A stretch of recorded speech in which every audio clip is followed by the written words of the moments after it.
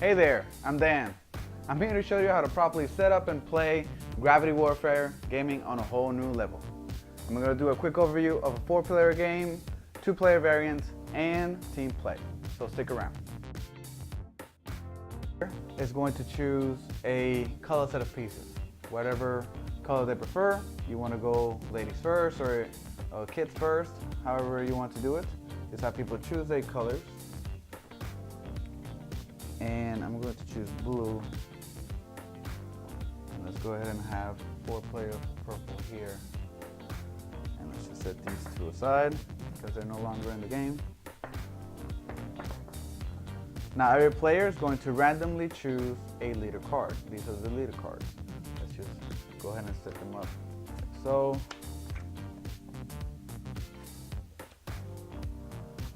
And at the beginning of the game, or when you're starting to play the game, you want to have these shown so that people are aware of all the abilities that are in the game and what other players' abilities are. We have chosen the mothership side of the platform. There are these 3 dice that tell you what to do in the game. So you have one die that's a planet side. That's for the planet side, I mean. It has the planets on it. And then the other one is for the spaceship. We're going to set the other one aside. And this one tells you which piece you want to play with. You have 3 different types of pieces and different weights. The goal of the game is for you to get rid of all your pieces. Once you get rid of everything you have in front of you, either by playing it on the board or giving them to other players, because some cards allow you to do that, you win the match, you get some points, and you start a new match. Usually you go to 20 to 30 points, depending on how long you want to play the game. But you may also do best out of 2, best out of 3 matches, and the person with the most points at the end of the last match wins the game. Now, if your primary goal is to get rid of all your pieces, your secondary goal is to keep players from playing all of their pieces. And the way we do that is by giving them challenges. That's where the cards come into play. We have these red energy challenge cards, they say challenge. These cards are the cards we can use against other players to try to make their turn harder to do and to keep them from playing their piece on their turn. If they don't successfully play a piece on their turn with the challenge just given, then they lose their turn, they don't get to play a piece on the platform, and the next player goes. That is the goal of the game, to keep players from playing their pieces. Now, on top of those red challenge cards, we have these green event cards. They have a green outline and they say event. These cards are also modifiers that you can use to influence the game in some way and make the game harder for other players. But instead of the active player performing that action, it is the giver of the card or the issuer that performs that action, which is something that you want to do. You don't want other players to do that for you. Then you have these blue outline defense cards. They say defense. Now these cards are the only cards that you can use on your turn.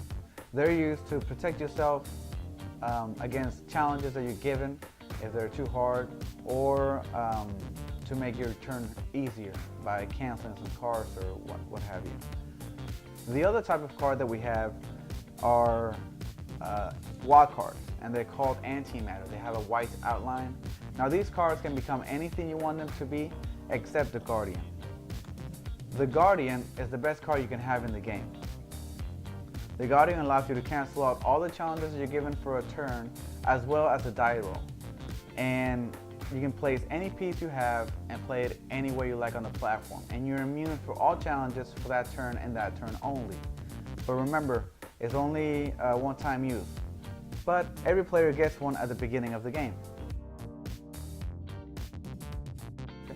The remaining Guardians, there are only 1 per player, so there's up to 6 Guardians in the game. Just find them in the deck of cards and remove them from the game. Starting with a Guardian and an ability, every player starts the game with 5 points. Right now, every player starts the game with 5 cards, unless you have an ability that says otherwise. Now you want to set up a draw deck on either side of the platform so that players do not have to reach under the platform to try to draw a card. Of course, the cards are not shown, but for purposes of this demonstration, we're just going to show the cards that the extra 2 players have. Now, after choosing your first player, that first player is going to take the dice and roll them. The dice are going to tell them on which location to play. In this case, I'm going to have to play a piece on the green hatch and using one of the star fighters. That's what this die tells me. So I have to place this piece on the green area. Now, it is at this time that other players have the opportunity to give me challenges from their hand to try to make my turn harder to complete, because that is pretty easy. However, a big part of the game is card management, because as the game goes on, you're going to start running out of cards to give to other players, or just start running out of cards overall. There are only 2 ways that you can restock your hand with cards. The first way is by completing your turn successfully with challenges. You can draw 2 cards, pick one, and discard the other. The other way is by paying for a card. So you can pay 1 point and again draw 2 cards, pick one, and discard the other. Those are the only 2 ways that you can restock your hand of cards. So try to use your cards carefully and strategically. Especially those aggressive players that just like to give cards every round. You're going to run out of cards pretty quickly, and then you're going to find yourself without being able to interfere with other players' game. So go ahead, do you want to give me any cards? Okay, so she has decided to give me a challenge. I'm going to put it over here. Challenge is called Parrots, which means you have to play 2 pieces at the same time, stacked on top of the other. So I just rolled a second die because the card has a little diagram with dice right here that shows me how many times I need to roll the dice and how many times I need to roll each dice. So she's giving me a challenge called Parrot, which means I have to place 2 pieces connected at the same time. Now the card has a little diagram that shows me how many times I need to roll each die. So I have to roll the troop die 1 more time to find out which piece was on top of my first one. And coincidentally, it is the same one. So I have to place both of these pieces, like so, onto the green area. Now, do you want to give me any challenges from the other players? And how about the other player? The other player says no? Okay, so for this turn, I've received only 2 challenges. One player decided to not give me any. And I have to place this stack of pieces while the board is spinning. Now, the best way to do that is just to hold one of the tips of the platform and just give it a little push, and you have a rotating platform, and I have to place these 2 on the green area, like so. Now the rule with the piece placement, as long as you're 50% inside the zone that you rolled, you're good to go. You don't have to be 100% inside. You can be 50-50. However, there is a card out there that keeps you from doing that. So after I've completed my turn successfully, pass the dice to the left, and I would normally be able to draw a card like I said before. One way to restart your hand is by completing your turn successfully with challenges like I just did. However, everybody has a hand limit of 6 cards, and you start the game with 6 cards, including the Guardian. So normally you're not able to, on the first try or the first turn, you're not able to draw any new cards because you cannot draw on top of 6. However, my ability says that I don't have a hand limit, so I can actually draw 2 cards, pick one of those 2, and discard the other. Now I'm going to put the used cards go in the discard pile, as well as my discarded card, and we can always have a secondary discard pile on this side. So go ahead and roll. She has rolled the big piece called the tank, and she has to place it on the observatory that is dark blue area right there. Now again, she has to wait a few moments to see if other players want to give her any challenges, and I do want to give her a challenge. So I'm going to say she has to do it with chopsticks. I can put it over here. She has to do it with chopsticks.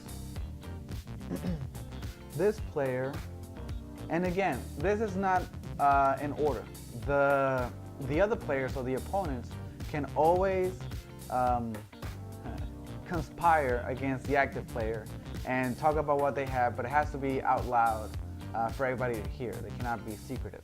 They can say, I have this, let's combine it with this to try to trip them up, etc. But remember, after every turn, then the conspirators are always the other players, and fun things happen. And that goes. So this player is going to decide not to do anything, and this player is going to play spin it. And those are the only two challenges you got this turn. So she's going to have to play her tank on the observatory while the board is spinning with chopsticks. They're right here. There you go.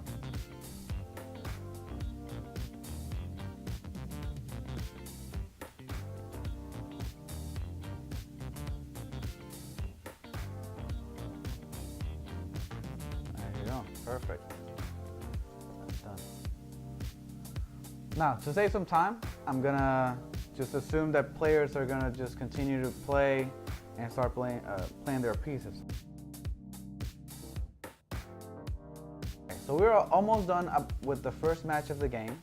We have purple with one piece left, blue with one piece left, red has two, and white has 3 pieces left. It is purple's turn. Now purple is going to roll the dice to see what he must play and where to play it. But he did not roll a piece that he had. He rolled a different piece on the troop die. In order to play your turn, you must roll a piece that you have in order to play. So purple is going to get one more try to roll that tank, and there you go. He did get it. However, in the chance that he did not roll a piece that he has on the second try, he would earn a skip gem or a skip token.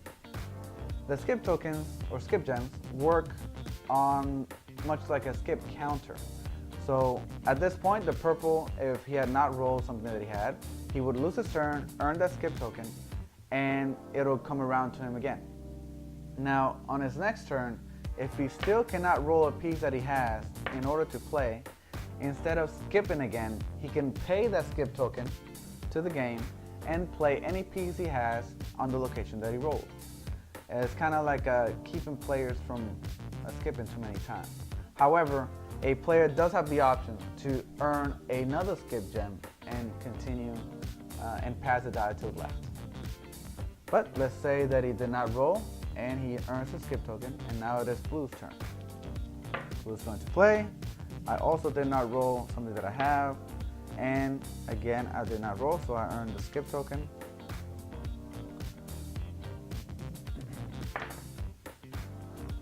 Red also did not roll something that she had. Also did not roll something that she had. Now it is white's turn. White does have a tank and must play it on the purple area. Now white has the most pieces left in the game, so I doubt anybody, well at this point we wouldn't have this many cards, but this is just an overview.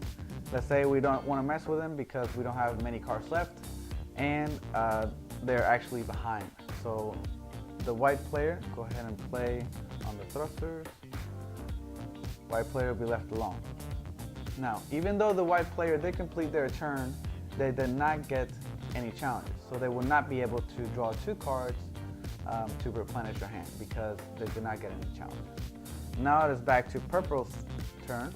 Purple's going to roll, did not roll a piece that they have, and again did not play a piece that they have. But instead of skipping, they would like to play anyway because it's their last piece. So they're going to pay the skip token and discard the troop die, whatever that says, and they have to play their last piece on the red area as they roll. Now we cannot let that happen because if purple wins or purple successfully places that piece on the platform, then the game is over and purple will be the sole winner. So purple will receive 5 points, nobody else will get points. Now we cannot let that happen, so what do? Let's say I need to get one specific card, so I'm going to pay a point to draw 2 cards to see if I get lucky, and I did not get lucky, so I'm going to discard that and keep this one. So at this point, purple is going to go ahead and play because we cannot do anything about them winning, so they're going to play this one on the red area, like so, and they have won the match. They would get 5 points and we would reset. Now let's go through the game as if purple had lost the match. So you lose the match if you make 4 or more pieces fall off a platform. If you make 3 or less, then the player that made 3 or less pieces fall loses 1 point and the game continues. But if 4 or more pieces fall off the platform, like so, then that player loses the match and we score the game. And let's go through scoring really quick. All the pieces that fell are just set aside for now because we need to score the game. Now purple, in this case, lost the match, so they would lose 2 points. So 2 points are subtracted from their score, and the other players get points according to how many pieces they have left to play. So there's 4 players. After 1 loser, the first player, the person with the least amount of pieces left gets 3 points. So blue has 1 point, 1 piece, and red and white have 2 pieces left. So the blue player would get 3 points. Then the next player would get 2 points, but both players, white and red, have the same amount, so they will both get 2 points. However, if white still had those 3 pieces left, red would get 2, and then white would get 1 point. And that's how we score. We just reset the game, reshuffle the cards, everybody gets their guardian back, and everybody would reset their ability as well if they used it, and start a new match. That's how you play a 4-player game. There's another way to play the game, which is the team variant. And it is played the same way, but you play in teams, basically. So whether you're playing 2v2, or 2v2v2, or 3v3, depending on whether you're playing with 4 players or 6 players, the key is to alternate team players or team members. So you don't want any single team playing 2 turns twice in a row. So you want to just alternate the team members clockwise around the table. The cool thing about playing in teams is that you can strategically use challenges to try to help your teammates, but you want to be careful because wanting to help your teammates may, in the end, hurt them if other players or your enemies, the opposing teams, actually make that the challenge that was meant to help them make it worse. The way you score the team play is very simple. You score the game like regular, like any other game, where if there's 4 players, one loser, then the next player or the person with the least amount of pieces gets 3, then the next player gets 2, and the next player gets 1. It is the same. However, after you score, players pull their points in a separate pile or with 1 player, etc. So for example, if white and blue were a team and purple and red were a team, after we score like we just did, we will simply pull our points. Let's say this team's points will be with blue and these team's points will be with red. So that's how you account for how many points a team has. And the first team to get to the goal points wins the game. Now we're going to go over how to play the 2-player variant in Gravity Warfare. The game is set up very similarly to the other game modes. Every player is going to choose a colored set of pieces and randomly choose a leader card. Every player is also going to get their regular guardian at the beginning of the match. The main differences is that every player is going to be dealt 9 cards instead of 5 at the beginning of the game. 5, 4, 4. So every player starts with 10 cards, including the guardian. And the second difference is that instead of only having a limit of 1 card dealt per player, we can issue 2 cards to the other player.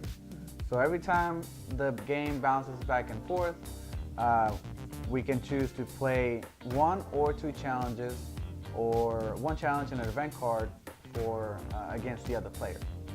And the score is very similar, and the losing condition is the same. If you make 4 or more pieces fall off the platform, you lose the match, and if you make 3 or less, you lose 1 point and the game continues. That is how we play Gravity Warfare.